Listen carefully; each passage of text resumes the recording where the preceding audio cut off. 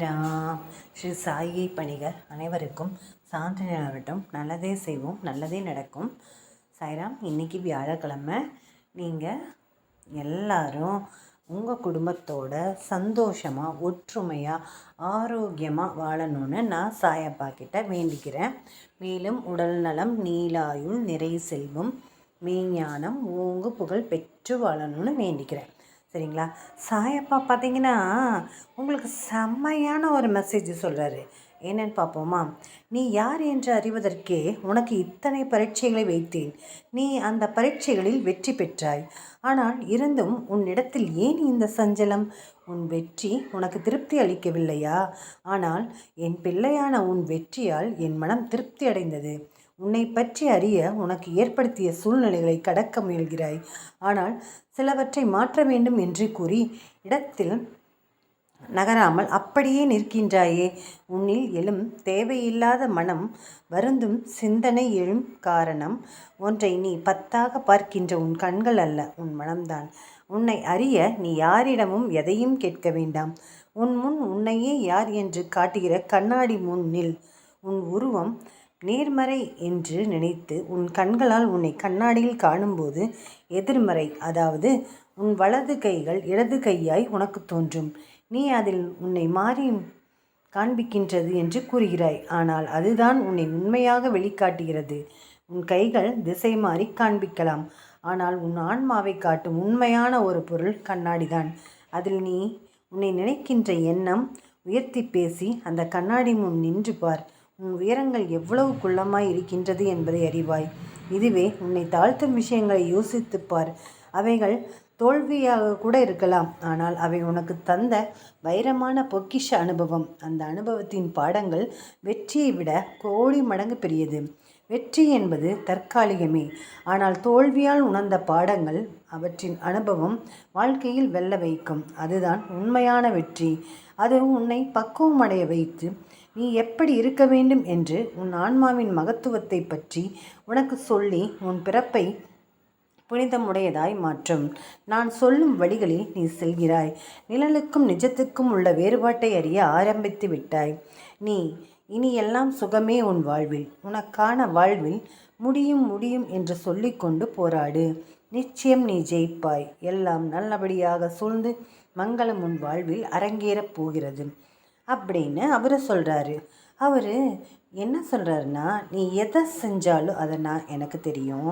உன் செயல்கள் நல்லதாகவும் உனது நடத்தை சரியாகவும் இருந்தால் அவற்றை நான் ஆசிர்வதித்து உடனிருந்து கவனித்து கொள்வேன்றாரு. அதனால் நம்ம செய்யக்கூடிய செயல்கள் சீரும் சிறப்புமாக இருக்கட்டுமே. இப்போது நம்மளுக்கு ஒரு கஷ்டம் வருது. அந்த கஷ்டத்தை நினச்சி உருகி உட்காந்து அப்படியே அடுத்த அடி கூட எடுத்து வைக்காமல் உட்கார்ந்த இடத்துலையே உட்காந்துருப்போம். உட்காந்து என்னத்துக்காக போகுது? மறுபடியும் எந்திரிச்சு தானே ஆகணும். ஆனால் அதில் நமக்கு தெரியறதில்ல. நாம் நகரவே முடியாட்டி கூட தகுந்தாது போகணுன்ற நிலைமையில் நகர்த்த முயற்சி செய்யணும். சரிங்களா? நகர்ந்தால் தான் வாழ்க்கையில் எல்லாம் நகர்ந்து போகும். உட்காந்த இடத்துலையே உட்கார்ந்தோம்னா ஒன்றுமே செய்ய முடியாது. சரியா? அதனால் நம்ம எந்த சூழ்நிலைகளில் வந்தாலும் நகர முயற்சிப்போம். அடுத்த கட்டத்துக்கு போக முயற்சிப்போம். செயல்பட்டு கொண்டே இருப்போம். இப்போ பார்த்திங்கன்னா நம்மளுக்கு ஒரு கஷ்டம் வருது. அந்த கஷ்டத்துலேருந்து விடுபடுறது, அந்த கஷ்டத்தோட போராடுறது, இந்த மாதிரியான விஷயங்கள் தான் என்னென்னா நம்மளுக்கு ஒரு பெரிய இதுவாக இருந்திருக்கும். அதாவது அப்போது அந்த கஷ்டங்களை எதிர்த்து போராடக்கூடிய மன தைரியத்தை வளர்த்துக்கணும். சரிங்களா? அதாவது என்ன கஷ்டம்னா, உடல் ரீதியாக இருக்கலாம், மன ரீதியாக இருக்கலாம், கடன் வாங்கி கடன்காரங்கிட்ட அவமானப்படுத்தின விஷயமா இருக்கலாம், இல்லைன்னா ஒரு கல்யாண விஷயமா இருக்கலாம், இல்லைன்னா ஒரு குழந்தையின்மைன்ற காரணத்தினால பல பேர் அவமானப்படுத்தியிருப்பாங்களே அந்த விஷயமாக கூட இருக்கலாம். எதுவாக இருந்தாலும் உள்வாங்கிக்குங்க. எந்த ஒரு விஷயமா இருந்தாலும் சகிப்புத்தன்மையோடு அதை நீங்கள் ஹேண்டில் பண்ணணும். சரிங்களா? சகிப்புத்தன்மை ரொம்ப ரொம்ப முக்கியம். டார்ச்சர் பண்ணுற இடத்துல கூட சகிச்சுக்கிட்டு போயிடணும். அதுக்காக எந்தெந்த சகிக்கணுமோ அதைத்தான் சகிக்கணும். எல்லாத்தையும் சகிச்சிட்டோன்னா நம்மளையே ஊருக்கு அனுப்பிச்சிடுவாங்க. சரியா? நம்ம இடத்தை பொறுத்து சகிப்புத்தன்மையோடு இருந்துக்கணுன்றது தான் என்னோடய விஷயம். ஏன்னா அது பெண்கள்னால் ரொம்ப ரொம்ப கேர்ஃபுல்லாக இருக்கணும். நம்ம என்ன தான் நம்ம குடும்பத்துக்காக போராடுறோம், பிடிக்கிறோம், போகிறோம், வரோம், எல்லாம் பார்ப்போம். ஆனால் நமக்குன்னு ஏதாவது ஒரு ஆபத்து, அதை சகிச்சுட்டா தான் அந்த விஷயம் நடக்கணும்னா அப்படிப்பட்ட விஷயம் நம்மளுக்கு தேவையில்லை. நம்மளுக்கு சாயப்பா இருக்கார், அடுத்த கட்ட நகர்வை அவர் நகர்த்திட்டு போவார். அதனால் தைரியமாக செயல்படுங்க. எந்த ஒரு விஷயத்தையும் மாயையிலேருந்து நீங்கள் விடுபடணும். அதுக்கு மன தைரியம் வேண்டும். மெயினாக சாயப்பா உங்களுக்கு மன தைரியமாக இருந்து வழிகாட்டுவார். கேவலமாக திட்ட தான் செய்வாங்க. கடன் வாங்கினவங்களாம் படு கேவலமாக திட்டுவாங்க. எனக்கு அந்த தம்பி சொன்னப்போ நான் மன தைரியத்தை வச்சுக்கிட்டேன். ஃபஸ்ட்டு கடன் வாங்கிட்டு அந்த குழுவிலாம் கடன் வாங்குவோம்ல, அதெல்லாம் கட்ட முடியாமல் உட்காந்து ரூமுக்குள்ளே அழுத காலம்லாம் உண்டு. ஆனால் அதுக்கப்புறம்லாம் இல்லை, கொஞ்சம் கொஞ்சமாக அடைச்சிடலாம். அவன் திட்டிக்கிட்டே தான் இருப்பான். ஆனால் நானும் சொல்கிறதே தான் சொல்லிகிட்டு இருப்பேன். அவங்களுக்கு நம்ம காசு கொடுக்காத வரைக்கும் நம்ம என்ன அவங்க திட்டினாலும் கேட்க வேண்டிய சூழ்நிலை தான். அதுக்கப்புறம் மாறுங்க கூலா அக்கா அண்ணன் அப்படி இப்படின்னு பேசுவாங்க.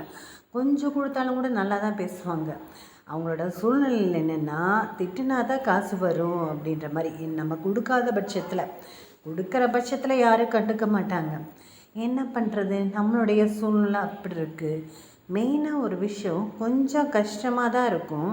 கடன் வாங்காமல் எதையுமே நகர்த்த முடியாதுன்ற நிலைமையை விட்டுட்டு நம்ம பாட்டுக்கு என்ன பண்ணணும்னா, எல்லாத்தையும் இருக்கிறத வச்சு மேனேஜ் பண்ணி பழகிட்டோம்னா அடுத்த விஷயங்களுக்கு கடன் வாங்கக்கூடிய அவசியம் என்றைக்குமே இருக்கவே இருக்காது.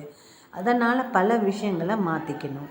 நம்மளுக்கு இப்போ ஒரு ஆக்சிடெண்ட் ஆயிடுது, நம்மளால் செயல்படவே முடியல, வீட்டுக்குள்ளேயே தான் இருக்க வேண்டிய ஒரு சூழ்நிலை வருதுன்னா நம்ம திட்டமிடணும். இது இப்போ இப்படி செய்யணும், இப்படி செஞ்சோம்னா இந்த பிரச்சனைகள் சால்வ் ஆகும், நம்ம முன்னேறதுக்கு உண்டான அடுத்த கட்ட நடவடிக்கைகள்லாம் நம்மளுக்கு தெரியும். நம்ம அந்த வழியில் ஃபாலோ பண்ணி போகணும். இதெல்லாம் நம்மளுக்கு எப்போ தெரியும்னா, நம்ம யோசிக்கணும், சிந்திக்கும்போது தெரியும். நம்ம ஆக்சிடெண்ட் ஆகி ஒன்றும் முடியாதப்போ, அதாவது நம்மளுக்கு நினைவெல்லாம் திரும்பி கொஞ்சம் நம்ம பெட் ரெஸ்ட்டாக இருப்போம்ல, அந்த டைமில் அதிகமாக சிந்திக்கணும். நல்லா சாப்பிடணும், மாத்திரை சாப்பிடணும், அப்புறம் ரெஸ்ட்டாக இருக்கிற நேரத்தில் சிந்திக்கணும். நம்ம வாழ்க்கையை எந்த அளவுக்கு முன்னேற்றி கொண்டு போகணும் அப்படின்றத பற்றி அதிகமாக சிந்திக்கணும். சரியா? நம்மளுக்கு பலவித இடையூறுகள் வரும். அதையெல்லாம் எதிர்த்து போராடுறதுக்கு முதல்ல நம்மளுக்கு தெம்பு வேணும். சரியா? அதனால் எந்த விஷயம் வந்தாலும் நீங்கள் செய்கிற வேலையை மட்டும் விட்டுறக்கூடாது.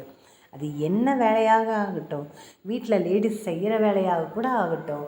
எனக்கெல்லாம் ஒரு மனசு டென்ஷன் ஆச்சுன்னா நான் சேரில் உட்காந்தானா எந்திரிக்கவே மாட்டேன். ஆனால் இப்போல்லாம் அப்படி இல்லை. சரியா? மாறிக்கிட்டு கொஞ்சம் மாறிக்கும். தூக்கம் வர்ற மாதிரி இருந்துச்சுன்னா போய் கை கால் மூஞ்சிக்கு டக்குன்னு முகத்தை கழுவிடுவேன். ஏன்னா எனக்கு எப்படி சொல்கிறது, எங்கள் அம்மா கூட திட்டுவாங்க, இந்த மாதிரி தூக்கமே போச்சு, இந்த பிள்ளைக்கு தூக்கமே போச்சும்பாங்க. என்ன பண்ணுறது, டீ கடை வச்சுருப்பாங்க, அப்புறம் எல்லோரும் சாப்பிட்டு முடித்து தூங்குறதுக்கப்புறம் குழந்தைங்கள்லாம் பிறந்து அப்படியே செட் ஆகிடுச்சா. இப்போ நான் எங்கள் கோயம்புத்தூரில் இருக்கும்போதெல்லாம் 9 மணிக்கெலாம் இப்போ தூங்கிடுவோம். இப்போ யாரும் எந்த வீட்லேயுமே யாருமே 9 மணிக்கு தூங்குறதில்ல. வயசான பெரியவங்களை தவிர்த்து மற்றவங்க யாருமே தூங்குறதில்ல. எல்லாருமே 10-11 மணி ஆயிடுது இல்லையா? இந்த பழக்க வழக்கத்தையெல்லாம் நம்ம கொஞ்சம் மாற்றிக்க ட்ரை பண்ணணும். நம்ம மாறணும்னு நினச்சாலும் நம்ம வீட்டில் இருக்கவங்க மாறினா தானே நம்மளால் மாற முடியும். என்னமோ ஒன்று, யாரோ எப்படியோ போயிட்டு இருக்கட்டும், தொடக்கம்னா யார் எப்படி போனாலும் தொடக்கம் நம்மக்கிட்டேருந்து தொடங்குவோம். அப்புறம் எல்லாமே மாறிடும் அப்படின்ற நம்பிக்கையில் நம்ம வைப்போம். சரிங்களா? அதனால் மாயையிலிருந்து விடுபடுறதுக்கு உண்டான அறிவையும் அவர் கொடுப்பார், கர்மாலேருந்து விடுபடுவதற்கு உண்டான அறிவையும் தருவார்.